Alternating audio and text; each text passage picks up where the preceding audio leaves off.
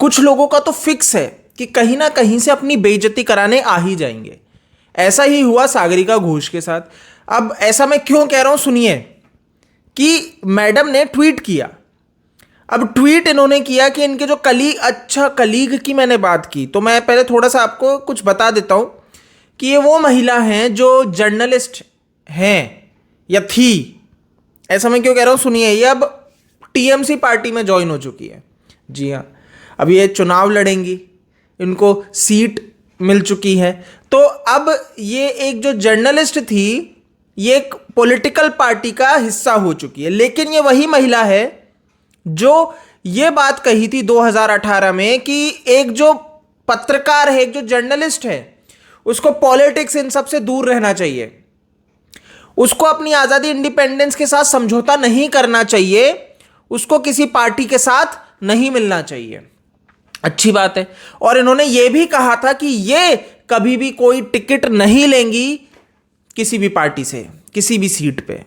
अब ये सब बातें इन्होंने कही तो थी और अब इन्होंने पूरा का पूरा यू टर्न ले लिया है। तो मैं थोड़ा सा बताना चाहूंगा कि इन्होंने यू टर्न नहीं लिया है। इन्होंने ये बात कही थी एक इंडिपेंडेंट ईमानदार पत्रकार के लिए, जो अपनी आजादी के साथ समझौता ना करे, जो इंडिपेंडेंट है। लेकिन ये तो इंडिपेंडेंट थी ही नहीं, ये तो गुलाम थी शुरू से किसी ना किसी की। आप समझिए, तो ये कैसे ना पॉलिटिकल पार्टी जिनकी गुलाम थी वहां पे ना जाती। आप इनके एजेंडे को समझ गए होंगे कि जो लोग इनको बोल रहे हैं कि आपने तो यू टर्न ले लिया, इन्होंने कोई यू टर्न नहीं लिया। ये ईमानदार लोगों के लिए कही गई बात थी, ईमानदार नहीं है।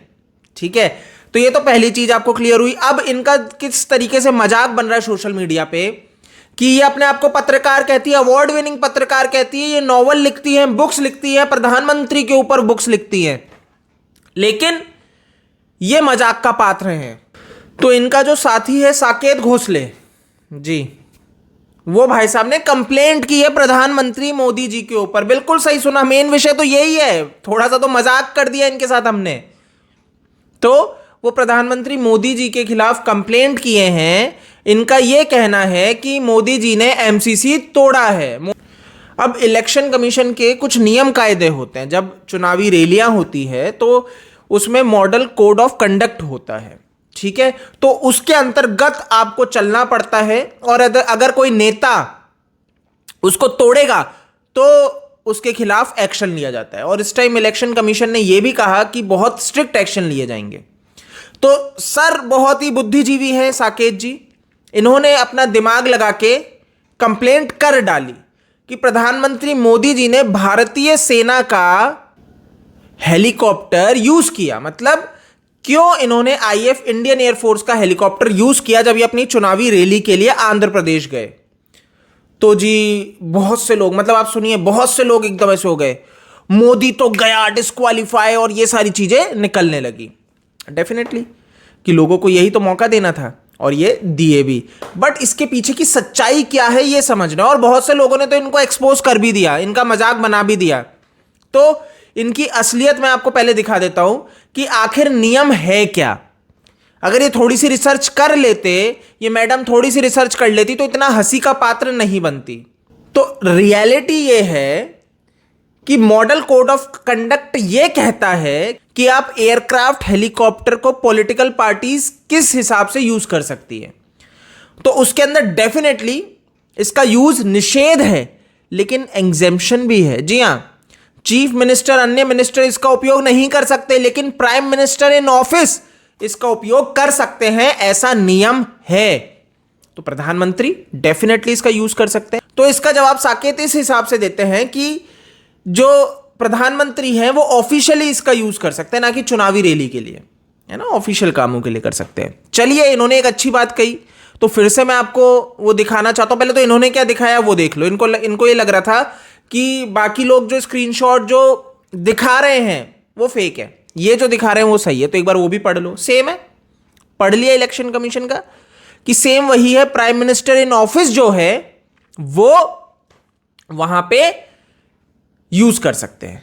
लेकिन जब ये बात कह रहे हैं तो उसके अंदर ये क्या दर्शा रहे हैं, ऑफिशियल, प्राइम मिनिस्टर ऑफिशियल काम के लिए। तो कहीं पे भी इसमें ऐसा नहीं है।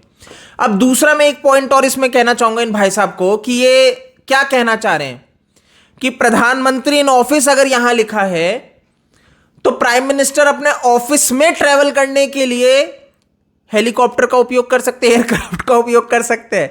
ये भाई साहब का यही है कहने का अर्थ कि प्रधानमंत्री अपने निवास से ऑफिस तक जाने के लिए सिर्फ एयरक्राफ्ट लेंगे, अन्यथा नहीं लेंगे। अब इनको अभी तक यह भी नहीं समझ में आया कि वो देश के प्रधानमंत्री हैं, आप उनकी सुरक्षा के साथ खिलवाड़ नहीं कर सकते। उनकी जो सुरक्षा है वो बिल्कुल सराहनीय है, उनकी सुरक्षा की पूरी जिम्मेदारी है। तो ऐसे में आप ये कह रहे हैं कि देश का प्रधानमंत्री अगर जाएगा दूसरी स्टेट तो वहां पे एयरक्राफ्ट नहीं होना चाहिए, इसीलिए उनको एग्जेम्प्ट रखा गया है। आपको बता दूं कि देश का प्रधानमंत्री है, ठीक है, तो उसकी सुरक्षा बहुत अहम हो जाती है, तो इसीलिए उसके ऊपर ये लागू नहीं है। अब इनको ये कौन समझाए? ये समझ देखिए, एक होता है कि भाई जो सो रहा है उसको तो आप जगा सकते हो, जो सोने का नाटक कर रहा है उसको आप नहीं जगा सकते। इनके साथ यही है, इनको ये लग रहा है कि जनता मूर्ख है इस देश की, वो तो मोदी जी को वोट देगी नहीं, क्योंकि ये इस तरह के fake narrative, fake news spread करेंगे और सोचेंगे वाह मोदी जी तो सारा भैया एमसीसी को ब्रेक कर रहे हैं। ऐसे नहीं होता है।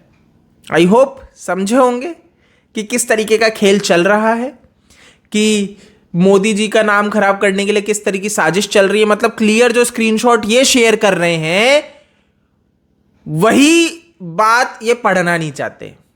देख लो, इस वीडियो में इतना ही है।